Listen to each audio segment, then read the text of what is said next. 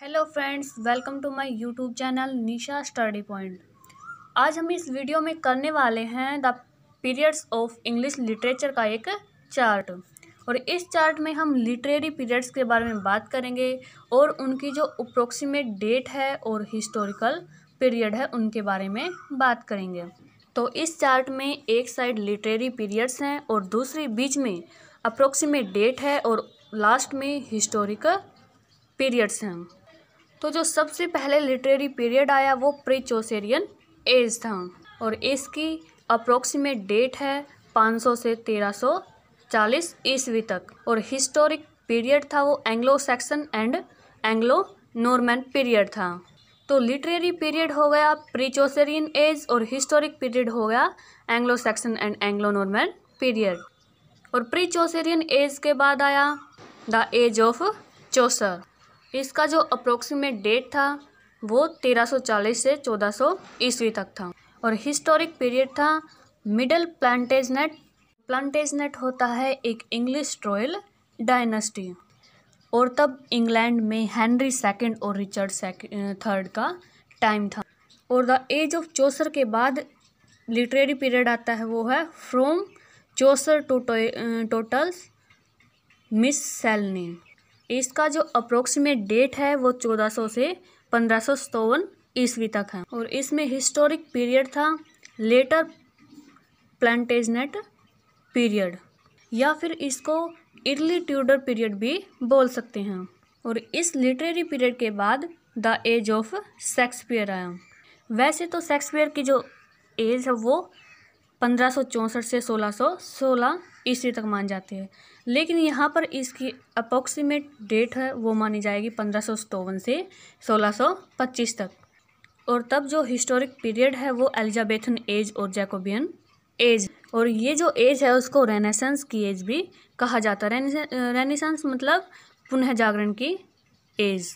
और इस एज को हिस्ट्री ऑफ इंग्लिश लिटरेचर की गोल्डन एज भी बोला जाता है। द एज ऑफ शेक्सपियर के बाद जो एज आई वो है द एज ऑफ मिल्टन। और इसकी जो अप्रोक्सीमेट डेट है वो 1625 से 1660 तक है। और हिस्टोरिकल पीरियड है जो वो द कैरोलिन एज है। और इसके बाद जो लिटरेरी पीरियड आया वो द एज ऑफ ड्राइडन है और इसकी जो अप्रोक्सीमेट डेट है वो 1660 से 1700 तक है। और historical period the age of restoration age चल रहा था। द एज ऑफ ड्राइडन के बाद द एज ऑफ पोप आया जिसको हम ऑगस्टन एज के नाम से भी जानते हैं। और इसकी जो अप्रोक्सीमेट डेट है वो 1700 से लेकर 1745 तक है। और historical period early Georgian age चल रहा था।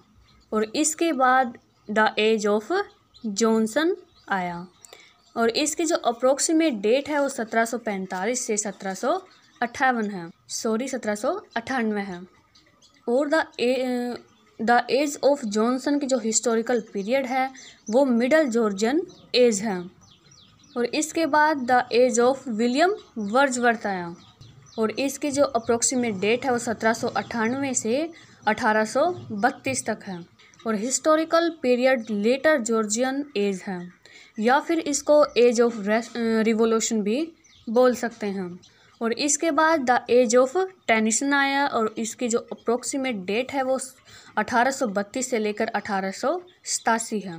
और historical period the Victorian age है। द एज ऑफ टेनिसन के बाद अब द एज ऑफ हार्डी आया और इसकी जो अप्रोक्सीमेट डेट है वो 1887 से 1928 है। और historical period the modern age है।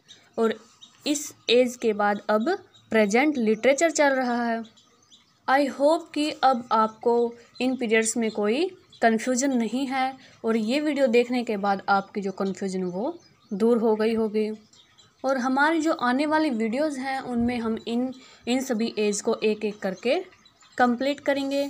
और अगर आप मेरे चैनल पर न्यू हैं तो मेरे चैनल को लाइक शेयर और सब्सक्राइब कर दें ताकि जो मेरे चैनल पर आने वाली अपडेट्स हैं उनका आपको जल्दी से पता चल जाए।